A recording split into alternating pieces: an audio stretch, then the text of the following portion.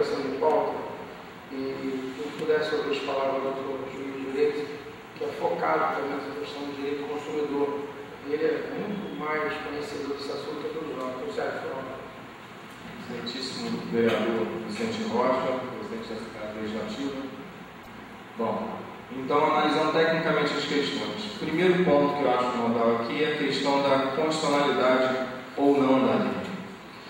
Infelizmente, no Brasil, existe uma cultura curiosa da lei que pega e da lei que não pega, né? Isso é uma situação muito interessante, mas isso não existe, não pode existir. Ou melhor, isso não pode existir. Se a lei ela foi promulgada, ela está vigendo, não há de se descumprir a lei por se entender que ela não é constitucional. Existem meios técnicos de se declarar a inconstitucionalidade de uma lei, por exemplo.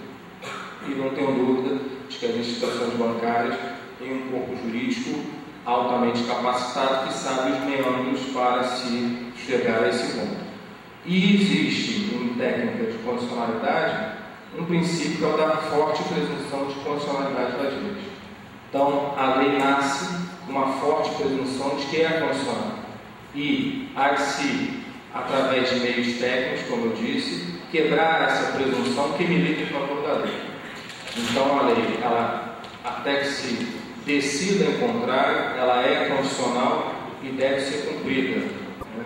E daí a questão dos biombos, ou seja lá como for, isso quando é posto para o judiciário. Eu, na turma recursal, eu fiquei cerca de 1 ano e meio na turma recursal, que julgo os recursos em série de juizado especial civil. E uma advogada de uma determinada concessionária, eu era relator de um recurso, e ela me perguntou, na sua sustentação oral, se eu relator, me perguntando como a concessionária realizaria uma determinada coisa. É uma questão envolvendo reparo de linha telefônica em área de risco.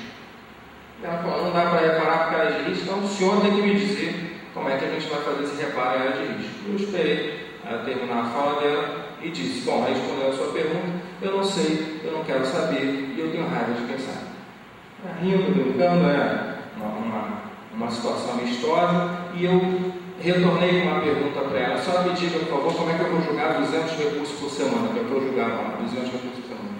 E eu disse para ela, a senhora vai me dar a mesma resposta, eu não sei, eu não quero saber quem sabe. Porque profissional da atividade de telefonia é a concessionária, profissional do direito sou eu. Então a concessionária cuida de área de telefonia e resolve os seus problemas na área de telefonia, e o judiciário tem que resolver os seus.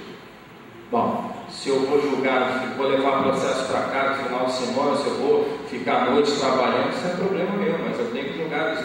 E como eles vão fazer isso, não sei. E aí isso foi lógico uma brincadeira, mas depois nós falamos sério dizendo que aquelas áreas, inclusive as áreas de risco, foram informadas quando da licitação. Então, se de todo não era interessante, a empresa nem participasse da licitação. Mas se ela participou, é porque ela viu vantagem econômica naquilo. Não há problema nenhum ver com vantagem econômica, ela tem que perceber essa vantagem econômica, mas enfim, quem tem os ônus da atividade, os bônus da atividade, tem que arcar com os ônus dessa atividade. Então, foi dito aqui que os bancos têm uma atividade altamente lucrativa, não há pecado nenhum nisso. Os bancos têm que ter uma atividade lucrativa, é bom. A empresa é sempre uma fonte irradiadora de tributos e de empregos. Interessa à sociedade que haja empresas, que elas sejam bem-sucedidas, mas tem que haver investimento. Também quanto a essa lentidão no atendimento, na implementação dessas situações aqui, existem instrumentos para isso, ações civis públicas, os particulares acionando. Como juiz de juizado especial civil, eu acho que o ideal sempre é tentar realizar, efetivar a coisa de uma maneira macro, né? Porque se não for realizado assim, nós temos isso tudo estoura no juizado especial civil, porque como não se resolve a coisa de forma genérica, nós temos então desrespeito aos direitos dos consumidores e eles um a um vão ao judiciário. É a questão da espera na fila. Nós temos também, existe uma discussão jurídica quanto a isso, não há dúvida, mas nós temos hoje um entendimento prevalente de que essas leis que tratam de tempo de espera na fila, de assentos, disponibilização de sanitários, esses temas estão dentro da competência legislativa do município, são temas de interesse local. Esse é o entendimento majoritário hoje na jurisprudência, mas repito, existe uma discussão sobre isso.